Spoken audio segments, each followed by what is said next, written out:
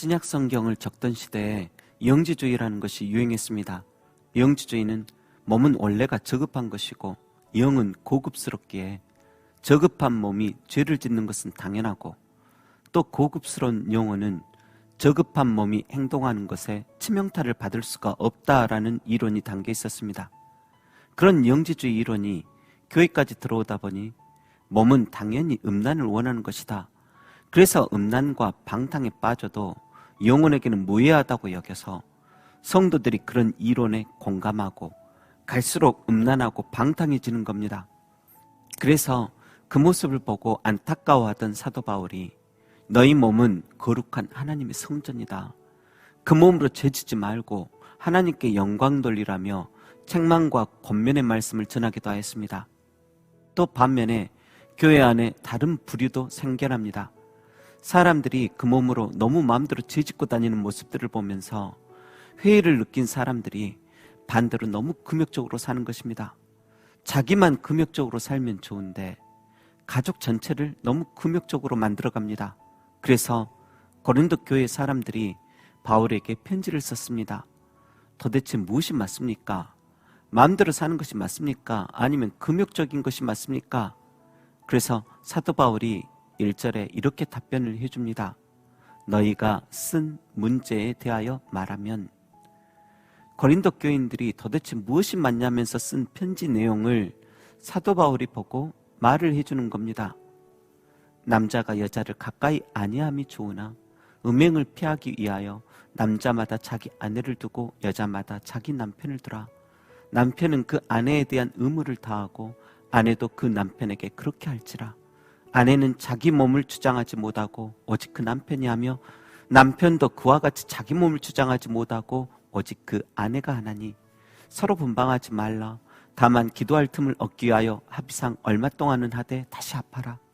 이는 너희가 절제 못함으로 말미암아 사단이 너희를 시험하지 못하게 하려 함이라. 9절에도 만일 절제할 수 없거든 결혼하라. 정욕이 불같이 타는 것보다 결혼하는 것이 나으니라. 다시 말해 독신의 은사도 받지 않았으면서 날마다 허벅지를 바늘로 찌르면서 참아야 되느니라 인내해야 되느니라 하면서 살 거면 결혼하고, 금욕하며 독신으로 살고 싶으면 그렇게 해도 된다라는 뜻입니다. 그런데 결혼이 정욕이 불같이 타올라서만 결혼하는 건가요? 아니겠죠.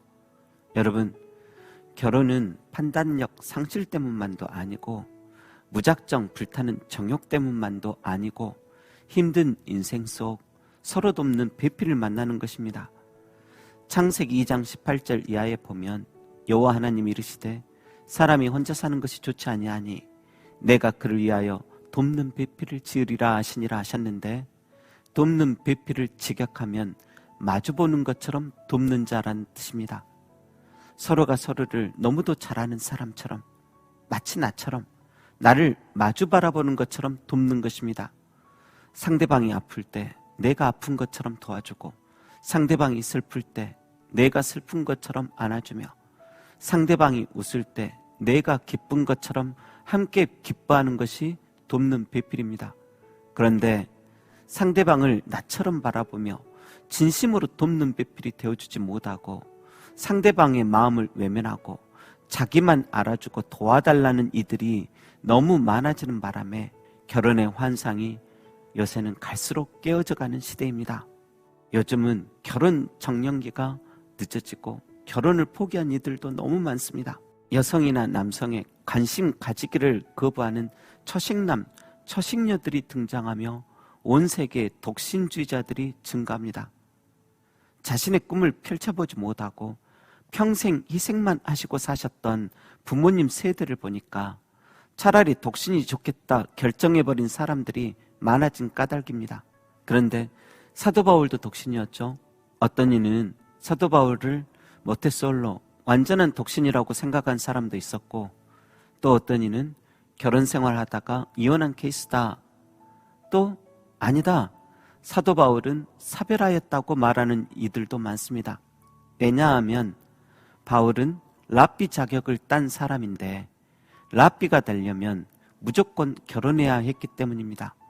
또 그가 예수님 믿기 전에는 엄청난 핍박자였는데 성도들을 옥에 가두고 죽이기까지 할 때 찬성 투표를 하였습니다.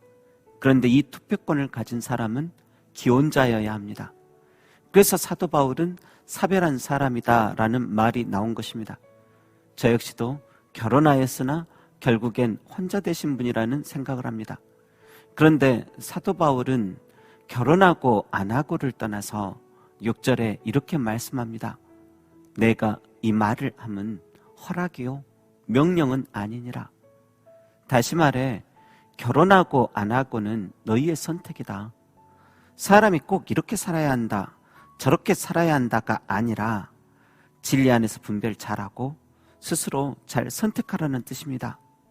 그리고 결혼하였으면 잘 살고 또 만일 갈랐었다면 하나님 영광을 위하여 독신으로 살든지 아니면 다시 합하든지 그건 역시 스스로가 잘 선택하라 합니다. 심지어 7절 8절에는 나는 모든 사람이 나와 같기를 원하노라. 나와 같이 그냥 지내는 것이 좋으니라는 개인적인 의견도 말합니다. 이유는 28절 이하에 이렇게 말합니다. 결혼하는 것은 죄는 아니지만 육신의 고난이 올 것이다. 어찌하면 주님을 기쁘게 할까 하던 그들도 살다 보니 어찌하면 아내와 남편을 기쁘게 할까 생각하다 보니 서로에게 너무 매이고 또 세상 염려가 갈수록 많아지더라는 겁니다. 그래서 40절에 바울은 내 뜻에는 그냥 지내는 것이 더욱 복이 있으리라고 말을 하기까지 했습니다. 여러분, 그렇다고 성경이 독신을 추천하는 것은 아닙니다. 오히려 생육하고 번성하길 원하는 것이 하나님 뜻이죠. 하지만 결혼은 허락이지 또 명령은 아닙니다. 너무 외롭거나 상대방을 진심으로 사랑하여 진정으로 돕는 배필이 되고 싶으면 결혼하여 행복하게 잘 살면 되는 것이고, 반대로 혼자서도 잘 살 것 같으면 주님 안에서 독신의 자유 누리면서 은혜 누리면서 살아가면 되는 것입니다. 중요한 것은 결혼이든 독신이든 무엇이 되든지 간에 그 속에서 사랑과 화평과 그리스도의 영광이 나타나야 할 줄로 믿습니다. 각 사람의 심령이 예수님 믿고 거듭나 주 안에서 살아갈 줄 알고 구원받는 거, 그것이 믿음의 결국이며 인생 속 가장 큰 기쁨입니다. 기도하겠습니다.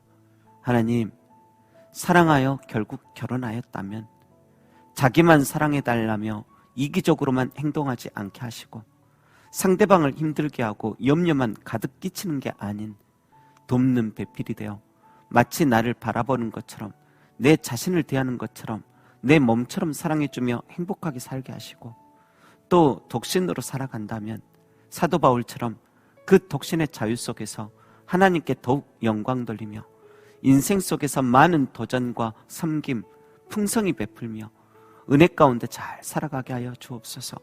어떤 상황이 되었든지 간에 그 속에서 기쁨과 구원과 은혜를 찾을 줄 아는 복된 심령들 다 되게 하옵소서.